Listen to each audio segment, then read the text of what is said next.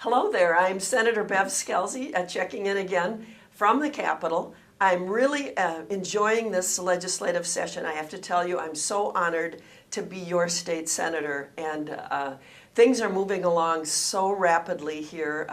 We've passed a deadline and we're ready to put together omnibus bills and get ready for floor sessions. We've had some deadlines, as I think I said last week, there's lots of deadlines here. The policy bills had deadlines that they had to meet, and next we will have the finance bills meeting deadlines, which is why there's so much talk about how much money people are allocating in each area. And as you know, we still have a budget deficit of $627 million, so we still have that to face, and we still owe our schools $1.2 billion. So we're working on those things, as well as we have lots of new needs in the state. But we're meeting night and day, actually. I was here last night till about 10 o'clock on a committee working on an energy bill. And then I was at a breakfast meeting this morning at 7:30 with the Shoreview Arden Hills Business Council, which is a group from the St. Paul Area Chamber of Commerce. So you go home at 10:30 and then you sleep a little bit, and by the way, we don't eat in between. But then 7:30 this morning, and these are important meetings in our district because all of the business owners come for a small coffee meeting once a month before they go to their businesses. And I heard lots of new ideas from business owners, and it was kind of interesting because we had a representative there from the city of Arden Hills. And as the people in my district know, the big half of Arden Hills is the former Arsenal site. We refer to it as the TCAAP site. And Arden Hills and Ramsey County have formed a joint powers agreement to purchase the property and get it ready for sale. And we've been talking for so long about the 427 acres that they're purchasing because we want to do some road improvements at the Highway 96 area where it crosses 35W. It's a very dangerous intersection. So I've had a bill and a hearing about that in the Senate. But today we heard from the representative from Arden Hills that told us that there had been plans in the past to clean up this Superfund site to commercial and industrial standards. And the cleanup is a $21 million project. But within that $21 million, they spent $1.8 million, which is still under $2 million, to clean it up to residential standards, which is a higher bar. And so they went ahead and did that, and they're still under the $21 million that they had recommended for cleanup. But now we're to a residential standard. She said at the meeting today that the cleanup, the cleanup that was required at Target Field or TCF Bank Stadium at the U of M was a dirtier project than is this one at TCAAP. The reason the TCAAP one is a Superfund site is because through the years since the 40s when they were making ammunition at that plant, they did put some damage in the aquifer. So the real big problem in the TCAAP site is the water damage way down below, and they have wells constructed and they're trying to clean that up in that manner. But I was really happy to hear that it's going to be cleaned up to residential standards, because then now there's greater opportunity there for development, redevelopment I mean, and they're spending actually $15 million of that money goes just to demolish the existing buildings. And we don't even think of that because we can't drive in there and see them, but there's a lot of buildings in there that have asbestos. So most of that cleanup is just for demolition of existing buildings with hazardous materials within those buildings.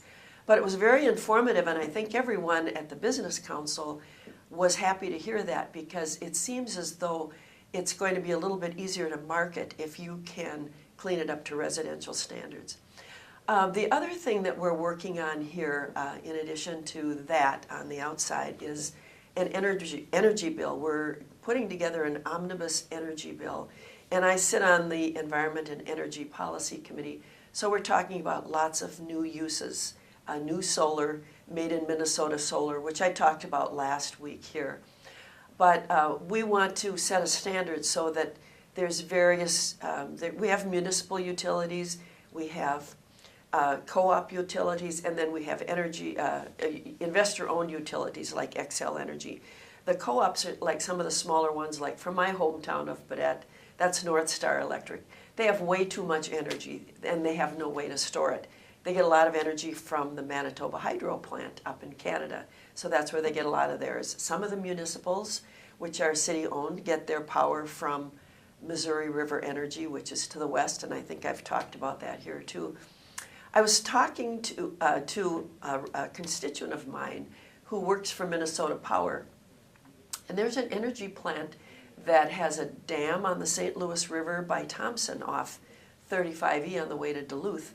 And they produce about 90 megawatts, which is a lot of power. But they were so severely damaged during the flooding last year in Duluth. And so it knocked out their hydro plant.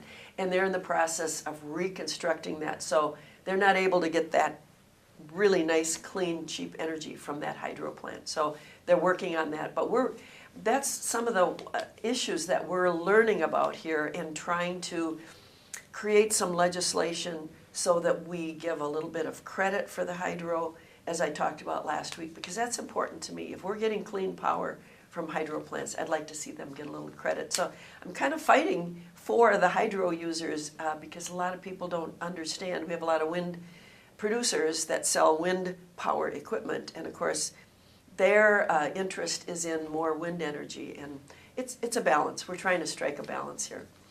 We're getting close, though, to starting to have floor sessions, so that's why we're working so late into the night, and I'll be working late into the night with state and local government issues.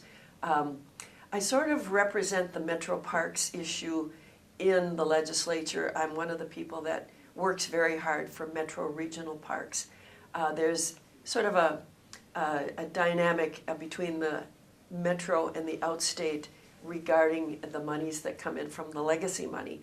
And the outstate regional parks would like to capture a little bit more of that money, even though most of the state parks are outstate. We only have one state park in the metro area, and that's Fort Snelling.